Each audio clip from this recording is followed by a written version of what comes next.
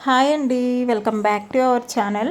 ఎవరైతే కొత్తగా tailoring shop open చేయాలనుకుంటున్నారో వాళ్ళకైతే నేనైతే కొన్ని టిప్స్ అయితే షేర్ చేస్తున్నానండి. నాకు తెలిసిన టిప్స్ ఈ ఫాలో అవ్వాలి అనుకుంటే వీడియోని అయితే చివరి వరకు అయితే చూసేయండి.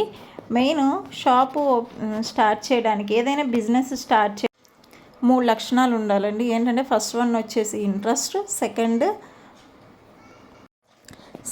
ఓపిక అండి, థర్డ్ వన్ వచ్చేసి టైమింగ్. మనం ఏ కస్టమర్తో అయినా మాట్లాడేటప్పుడు చాలా ఓపికగా మాట్లాడాలి. ఎందుకంటే మనం ఇసుకించుకోకూడదు. వాళ్ళు చెప్పేదైతే ఫస్ట్ అయితే మొత్తం వినాలి. విన్న తర్వాత బాగుంటే బాగుంటుందని, లేకపోతే ఇలా వస్తుంది అలా వస్తుందని మనకు తెలిసిన టిప్స్ అయితే వాళ్ళతో షేర్ చేయాలి. థర్డ్ వన్ వచ్చేసి టైమింగ్ అండి. మనకి వాళ్ళు ఏమి ఇచ్చినా సరే, బ్లౌజెసే కానీ డ్రెస్సెసే కానీ ఏమి ఇచ్చినా కానీ ఇన్ టైంలో ఇచ్చే కెపాసిటీ అయితే ఉండాలి. అంటే మనకి అంత ఫాస్ట్గా వర్క్ చేసే వర్కర్స్ని అయితే మనం చూసుకోవాలండి. ఎందుకంటే మనకి ఇచ్చినట్లు మన దగ్గర ఉండి మనం ఇన్ టైంలో ఇవ్వలేకపోతే వాళ్ళు నెక్స్ట్ టైం మన దగ్గరికి అయితే రావడానికైతే అస్సలు ఇంట్రెస్ట్ చూపించరు.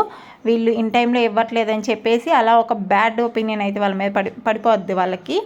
అలానే వేరే వాళ్ళని కూడా రాకుండా చేయడానికి కూడా అదొక మనకి మైనస్ పాయింట్ లాగా అవుతుంది. ఎందుకంటే వాళ్ళ సరౌండింగ్స్లో కనుక ఎవరికన్నా ఇదే టాపిక్ వాళ్ళు చెప్పినట్లయితే మనకు అక్కడ కూడా కస్టమర్స్ పోయే ఛాన్సెస్ అయితే ఉంటాయి. అలా కాకుండా మెయిన్ టైం కూడా మనం చూసుకోవాలి. అలానే అసలు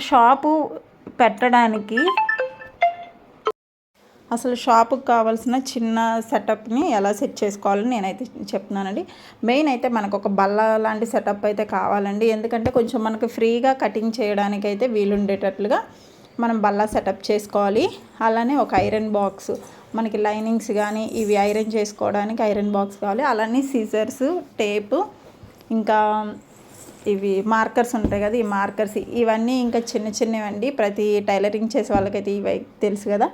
నెక్స్ట్ వన్ వచ్చేసి ఒక నార్మల్ మిషన్ అండి. నార్మల్ మిషన్ అంటే చిన్న మిషన్స్ ఉంటాయి కదా, అలాంటిది ఒకటి. అలానే జాక్ మిషన్, ఈ జిగ్జాగ్, అలానే ఓవర్లాక్ మిషన్స్. అంటే స్టార్టింగ్లో స్టార్ట్ చేసే వాళ్ళకి ఇంత పెట్టకపోయినా సరే ఒక 2 మిషన్స్ని మనం మెయింటైన్ చేసుకుంటే, నార్మల్ మిషన్ ఒకటి అలానే జాక్ మిషన్ ఒకటి మెయింటైన్ చేసుకుంటే మనం చిన్నగా కుడతా ఉంటే, డెవలప్ అవుతూ ఉంటే బిజినెస్ని అయితే గ్రోత్ అయితే పెంచుకోవచ్చు. గ్రోత్ పెరిగినప్పుడు ఇంకా మనం కొంచెం ఇన్వెస్ట్మెంట్ అయితే పెట్టుకోవచ్చు దీనికి.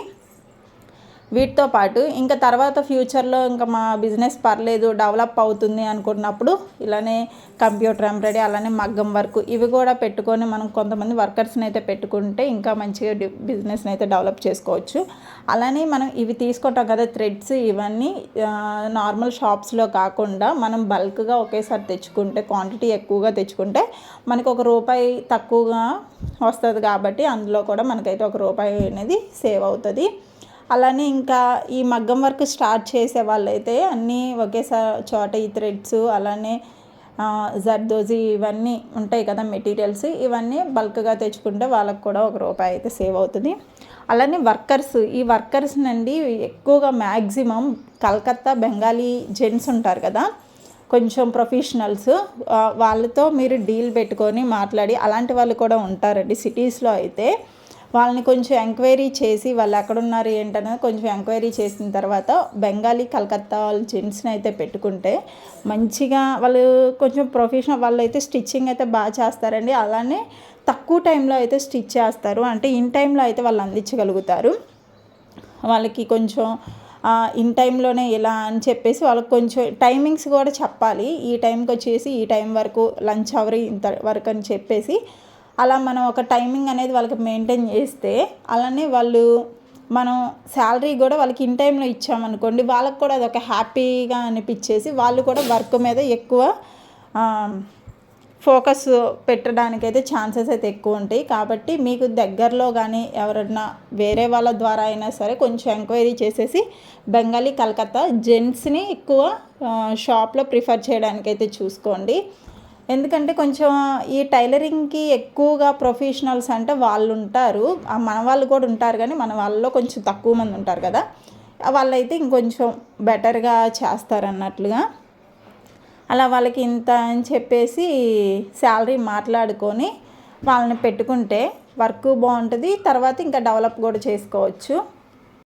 ఇంకా మేము ఇలా చిన్నగా కాదు కొంచెం పెద్దగానే డెవలప్ చేసుకోవాలి అనుకున్న వాళ్ళైతే కంప్యూటర్ ఎంబ్రాయిడరీ, అలానే మగ్గం చేసే మంచాలు ఇవి కూడా సెటప్ చేసేసుకొని అలా జెంట్స్నే పెట్టుకొని వర్క్ చేసుకుంటే మంచిగా ఇంకా డెవలప్ చేసుకోవచ్చండి.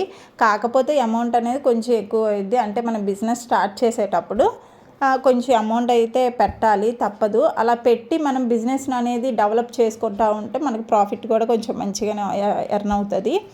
అలానే మెయిన్ అయితే వర్కర్స్ని మనం ఇన్ టైంలో ఇచ్చే వాళ్ళని అయితే చూసుకొని ఇలా మనకైతే మెయిన్ దీనికి వర్కర్స్ మీద ఎక్కువగా మనం డిపెండ్ అవుతుందండి. ఎందుకంటే వాళ్ళు కనుక ఇన్ టైంలో ఇవ్వకోకుండా సెలవులు పెట్టడం అలా ఇలా చేస్తే మాత్రం ఆ వర్క్ అనేది అక్కడే ఆగిపోద్ది. కాబట్టి అలా కాకుండా కొంచెం మంచిగా వర్క్ చేసే వాళ్ళని మనం మంచిగా చూసుకొని వాళ్ళకైతే ఈ వర్క్ని అయితే అప్పచెప్పాము అంటే 1 అవర్ ముందే స్టిచ్ చేసేలాగైతే ఉండాలండి. వాళ్ళు రేపటికి అడిగారు అనుకోండి, రేపటికైనా 1 అవర్ ముందే స్టిచ్చింగ్ అయిపోయి ఫినిష్ అయిపోయి వాళ్ళకి ఇచ్చేలాగైతే ఉండాలి. అలా ఇస్తే మాత్రం ఎప్పటికైనా సరే బిజినెస్ అనేది మంచి బిజినెస్గా అయితే అవుతుంది. గ్రోత్ కూడా చాలా బాగుంటుంది.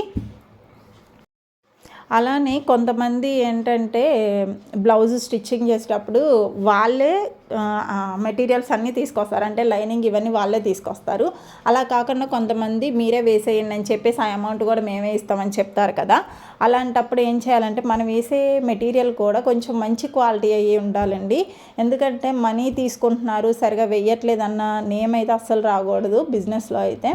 కాబట్టి వేసే క్వాలిటీ ఇది కూడా మంచిది వేసేసి మనకి బల్క్లో తెచ్చుకుంటాం కాబట్టి తెచ్చే చోటే కొంచెం మంచి క్వాలిటీ తీసుకొని ₹1 తక్కువకు తీసుకొని మీరు ఎక్కడైతే ఒక రూపాయి అయితే సేవ్ చేసుకోవచ్చు. అలాంటి వేయటం వల్ల కూడా మనకి పబ్లిక్లో అయితే ఒక మంచి పేరులాగా అయితే వస్తుంది. అలా కూడా షాప్ అనేది గ్రోత్ అవ్వడానికి మంచిగా ఉంటుంది.